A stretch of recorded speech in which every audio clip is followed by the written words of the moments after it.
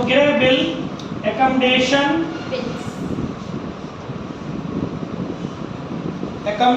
Bill, accommodation,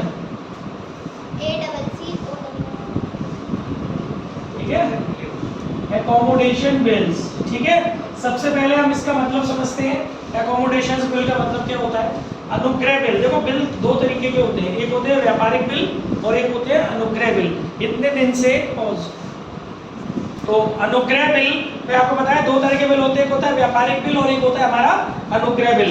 तो व्यापारिक bill इतने दिनों से व्यापारिक बिल के एग्जाम्पल्स कर रहे थे। व्यापारिक बिल हम पहले भी बता चुके हैं, फिर से बता देते हैं। व्यापारिक बिल वे बिल होते हैं जिनके पीछे माल को खरीदने बेचने का उद्देश्य होता है, मतलब जो किसी व्यापारिक उद्देश्य की पूर्ति के लिए लिखे जाते हैं। लेकिन जो अनुग्रह बिल होते हैं, एकोमोडेशन बिल होते हैं, वो एक दूसरे की मदद के लिए लिखे जाते हैं, पारस्परिक सहायता के लिए लिखे जाते हैं, एक दूसरे की हेल्प करने के लिए। ठीक है, इनके पीछे कोई भी व्यापारिक उद्देश्य नहीं होता, तो इसमें माल खरीदने और बेचने वाला कॉन्सेप्ट नहीं होता।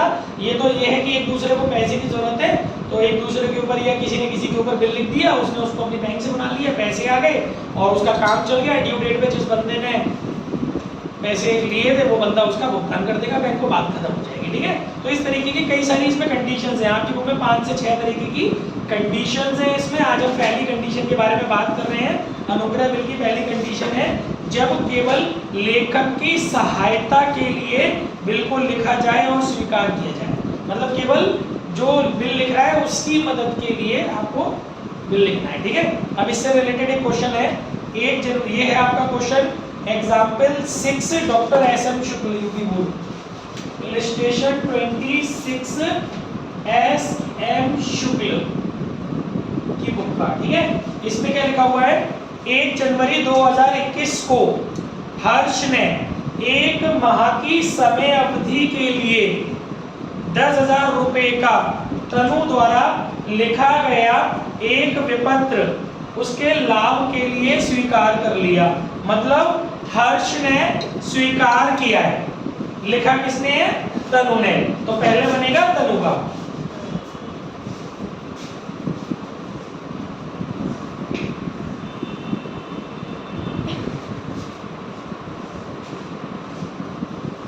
एक बन गया तनु का, दूसरा बनेगा हर्ष का।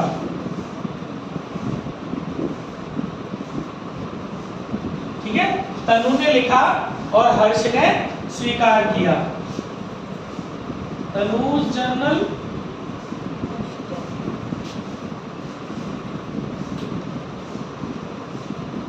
हर्ष जर्नल। ठीक है सब। तो क्या है कॉन्सेप्ट इसमें? 1 जनवरी 2021 आपने दोनों तरफ ईयर डाल दिए। जनवरी 1 को देखो बिल को लिखकर स्वीकार करने की एंट्री सबको पता है, बीआर अकाउंट डेबिट टू हर्ष, वही नरेशन है। बीइंग एक्सेप्टेंस रिसीव्ड, अमाउंट है आपका 10,000। ठीक है ना, और उसके यहाँ पर क्या एंट्री होगी? बिल स्वीकार करने की जनवरी 1 को। Tanu debit to BP account, being acceptance given. इसके बाद आगे क्या बोल रहे हैं बेटा? वो उसी दिन तनु ने इस बिल को 8% प्रतिवर्ष की दर से बना लिया, क्योंकि बिल लिखने से कभी कोई उद्देश्य पूरा नहीं होने वाला जब तक आप उसको बैंक से डिस्काउंटेड नहीं कराओगे। तो तनु ने उस बिल को 8% पर एनम की रेट पर बैंक से डिस्काउंट करा लिया और बिल आपका जो है वो 1 महीने का है। ठीक है, जनवरी 1 को तनु की एंट्री होगी, आपको पता ही है, cash account debit, discount account debit to BR account, being bill discounted. ठीक है ना, और इसका अमाउंट आपको पता है कैसे निकालेंगे? 10,000, 8% और 1 मंथ। सॉल्व करोगे 2 0 से 2 0 बढ़ गया, 4 के टेबल से 2 टाइम, 4 के टेबल से 3 टाइम, 200 डिवाइड बाय 3 66.67। ठीक है, 66.67 और इसको राउंड अप करके 67 भी आप लिख सकते हो। तो 67 रुपीस का डिस्काउंट हो गया, 10,000 का बीआर था, यानी 9,933 रुपए हमारे को मिल गए और इसकी एंट्री यहाँ पर नहीं होगी। क्लियर? अब बिल किसके पास है? बैंक के पास है, 1 महीने का बिल है। आगे बोल रहा है देय तिथि को तनु ने विपत्र का भुगतान हेतु एक चेक भेजा। क्योंकि देखो पैसे किसको मिले हैं? तनु को मिले। यहाँ पर मदद किसको चाहिए थी? तनु को चाहिए थी। इसकी मदद की किसने? हर्ष ने की। मेरी बात समझ में आ रही है ना? मैंने कहा था ना कि एक दूसरे की मदद के लिए लिखे जाते हैं। तनु और हर्ष दोनों दोस्त हैं।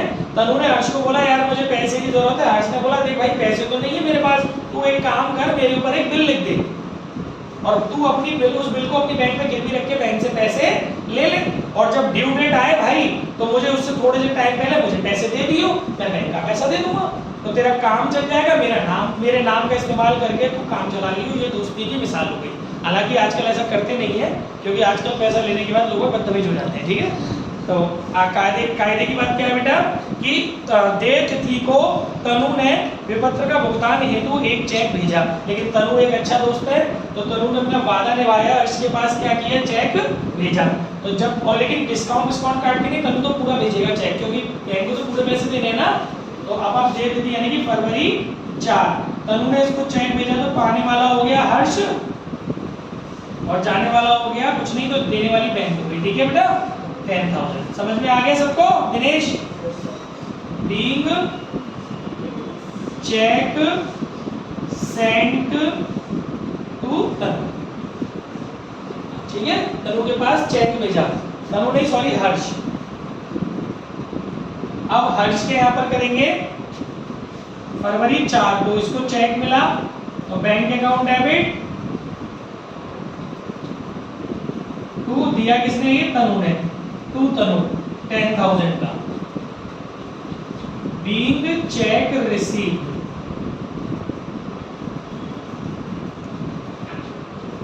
ठीक है बच्चों, इतनी बात सबकी समझ में आ रही है? कहीं कोई दिक्कत, कोई ऐसी बात जो नहीं समझ में आ रही हो बेटा? ठीक है, अब क्या हुआ? आगे क्या लिखा है इसमें? हर्ष ने अपनी स्वीकृति का भुगतान कर दिया और हर्ष ने बैंक को पैसे दे दिए। तो इसकी जब हर्ष बैंक को पैसे देगा तो उससे अब तनु को तो कोई मतलब नहीं है। ठीक है, बैंक का बनवाता नहीं है ये, तो हर्ष क्या कर देंगे? बीपी आ गया हर्ष के पास अपना और कैश गया। तो आप ये देख रहे हो कि ये जो स्वीकृता वाले सवाल होते हैं ये बहुत इजी होते हैं। सिर्फ और सिर्फ हमको क्या करना होता है कि लाइनों को अच्छे से अंडरस्टैंड करना है। बीइंग पेमेंट मेड, जो क्वेश्चन में लिखा हुआ है उसको अगर हम अच्छे से समझ लेते हैं तो बड़े आराम से हम उसकी जनरल एंट्री कर पाते हैं। देखिए, ओके गाइस, हमने अभी आपको दिवालिया नहीं, हमने आपको पारस्परिक बिल जो थे हमारे अनुग्रह विपत्र का, उसका कंडीशन 1 समझाई थी कि जब लेखक की मदद के लिए बिल लिखा जाए और उसको जो उसका दोस्त है वो ड्रॉई बन के स्वीकार कर ले, ठीक है, और टाइम पर पेमेंट हो जाए। अब हम अनुग्रह विपत्र का जो म्यूचुअल एकोमोडेशन बिल है हमारे, उसकी सेकंड कंडीशंस को डिस्कस करने जा रहे हैं अगले एग्जाम्पल में। पहले हम कंडीशन का नाम पढ़ लेते हैं, उसके बाद मैं आपको इलस्ट्रेशन कराऊंगा। ठीक है, कंडीशन का नाम है, हिंदी में बोला गया है, जब लेखक और स्वीकर्ता दोनों की सहायता के लिए केवल एक बिल को लिखा जाए और स्वीकार किया जाए। मतलब इस बार क्या हो रहा है, दोनों लोगों को पैसे की जरूरत है, दोनों दोस्तों को थोड़े थोड़े पैसे की जरूरत है, लेकिन बिल केवल एक ही लिखा जा रहा है। इंग्लिश में अगर इस कंडीशन को प्रोनाउंशिएट करें तो कुछ इस प्रकार होगा, when a single bill is drawn and accepted for the accommodation of both the dryer and acceptor. मतलब ड्रॉयर और एक्सेप्टर इन दोनों ने एक दूसरे की मदद के लिए एक बिल लिखा। ठीक है गाइस, अब इस कंडीशन से रिलेटेड हम आपको डॉक्टर एसएम शुक्ल यूपी बोर्ड का एग्जाम इलस्ट्रेशन 27 कराने जा रहे हैं। एग्जाम्पल 27 एसएम शुक्ल, ठीक है, तो जर्नल बना लेते हैं इसके अंदर हम, डेट, पर्टिकुलर, एलएफ, अमाउंट, फिर दूसरा जर्नल एक ड्रॉयर का होगा और दूसरा जर्नल एक्सेप्टर का होगा, डेट, पर्टिकुलर, एलएफ, अमाउंट। ठीक है गाइस, तो इसमें बोला गया है, question is that Ritesh and Naina were in need of funds temporarily.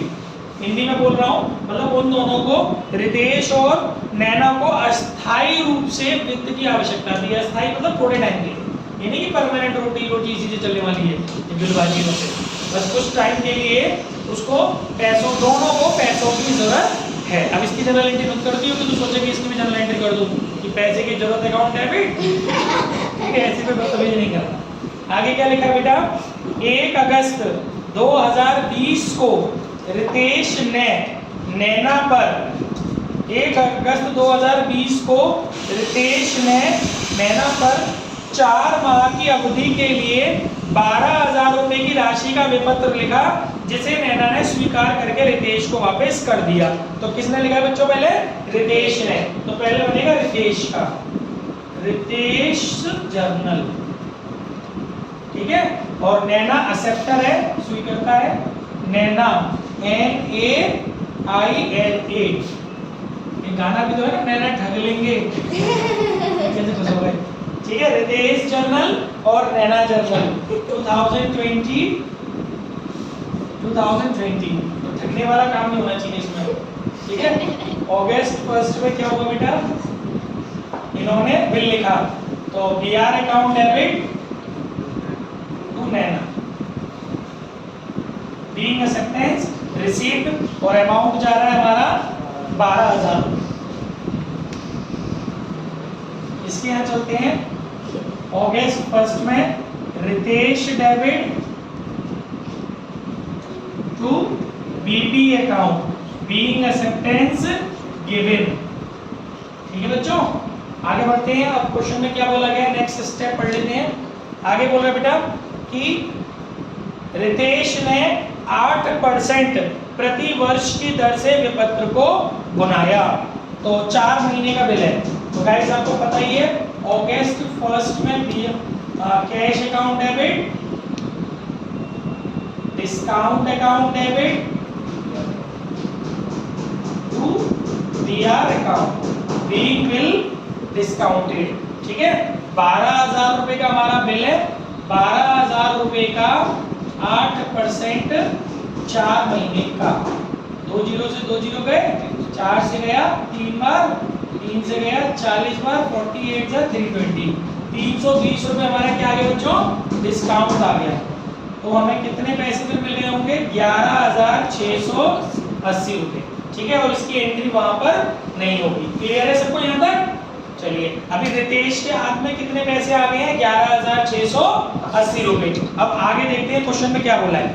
आगे बोल रहा है और आधी राशि नैना को दे दी, बिल्कुल देनी पड़ेगी क्योंकि दोनों को पैसे की जरूरत है ना। तो रितेश ने क्या कहा कि देख भाई नैना, आधे तू ले ले, आधे मैं ले लूं, ठीक है। तो अगस्त 1 को ये जो रितेश भाई सब है ये आधे पैसे नैना को दे रहे हैं। देखो दोस्त तो थे ये, पर इतने भी बेवकूफ दोस्त नहीं थे कि बिल्कुल सूरदास बन जाए। इन द सेंस कि रितेश ने कही देख भाई नैना, पैसे तो मैं तुझे दूंगा आधे, लेकिन ये जो मेरी चिपकी है ना 320 रुपए की, ये भी तुझे आधा भुगतना पड़ेगा। यानी मेरा जो 320 रुपए का डिस्काउंट कटा है बैंक से, उसमें से आधा घाटा तेरी तरफ में ट्रांसफर कर रहा हूं, ठीक है ना। तो इसकी एंट्री क्या होगी, पाने वाली हो गई नैना, ठगी है ये नैना, पाने वाली हो गई नैना, जाने वाली वस्तु हो गई कैश, और जो नुकसान था 320 रुपए का, उसमें से आधा नुकसान अब हमारा खत्म हो गया क्योंकि नैना के कितने मर दिए ना हमने, तो टू डिस्काउंट, ये कैंसिलेशन ऑफ डिस्काउंट हो गया, कैंसिलेशन ऑफ लॉस हो गया, है ना। लॉस हम अपना कवर कर रहे हैं नैना के माध्यम से। तो देखो कैसे करेंगे, तीनों का आधा आधा कर देंगे। 12,000 का आधा हो गया 6,000, हालांकि आपने दिए नहीं है नैना को 6,000, लेकिन आपने उसकी तरफ कितने चढ़ा दिए 6,000, तो डिस्काउंट अपने आप ऑटोमेटिकली एडजस्ट हो गया ना। 11,680 का आधा हो गया 5,840, ठीक है। और 320 रुपए का आधा हो गया 160। इसकी नरेशन लिखोगे बीइंग, इसकी नरेशन जो आप लिखोगे वो क्या लिखोगे, being half amount sent to Naina and discount charged from her। नैना से हमने डिस्काउंट भी चार्ज कर लिया, जो हमारा 320 रुपए का नुकसान हुआ था 160 रुपए हमने उससे चार्ज कर लिया। क्लियर हो गया। अब इसकी जस्ट रिवर्ट एंट्री यहाँ पर हो जाएगी क्योंकि इसने दिया है तो इसको मिला है। अगस्त 1 में नैना के पास आया कैश, नैना हो गए बाबरे, कैश हो गया और डिस्काउंट इनका हो गया, नुकसान हो गया तो डेबिट हो गया, ठीक है। और इनको दिया किसने ये सब? तनु ने। तो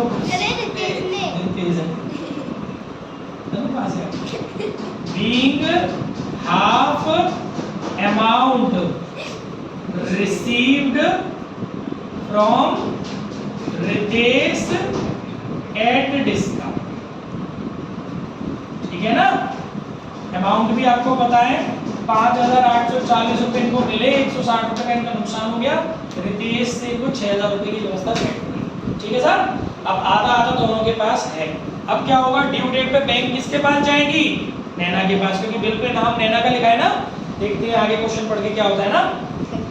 आगे क्या लिखा है बेटा? नेहा ने नहीं सॉरी देय तिथि पर रितेश ने अपेक्षित धनराशि नैना को भेज दी। मतलब क्या हुआ, इसने क्या करा, रितेश ने क्या करा, क्योंकि रितेश के पास भी 6,000, डिस्काउंट से क्या मतलब है, मोटी मोटी बात करो ना। रितेश के पास 6,000 रुपए और नैना के पास भी अब 6,000 रुपए, तो बैंक तो पूरे 12,000 रुपए लेने आएगी ना नैना से। तो रितेश ने समझदारी दिखाई, धोखेबाजी नहीं की नैना के साथ। रितेश ने अपने हिस्से के पूरे 6,000 रुपए किसको दे दिए? नैना को दे दिया। अब इसमें ये तो लिखा नहीं है कि चेक से दिए, तो पैसे कैश में दे देना, ठीक है। तो देय तिथि कब आएगी? अगस्त 1 से सितंबर 1, अक्टूबर 1, नवंबर 1 और दिसंबर 1, और 3 दिन एक्स्ट्रा दिसंबर 4। क्या होता है 4 दिसंबर को? अमित सर का बर्थडे, ठीक है। तो 4 दिसंबर जो कि मेरे बर्थडे वाला दिन है, तो रितेश ने बहुत समझदारी वाला काम किया और इनको कैश दे दिया। पाने वाली हो गई Naina, Naina debit to cash account being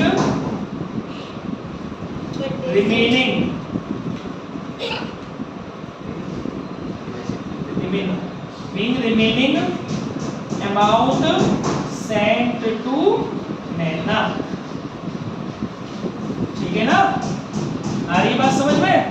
कितने रुपए? 6,000। क्लियर हो गया? इन्होंने भेजे, इनको मिले। दिसंबर 4 कैश अकाउंट डेबिट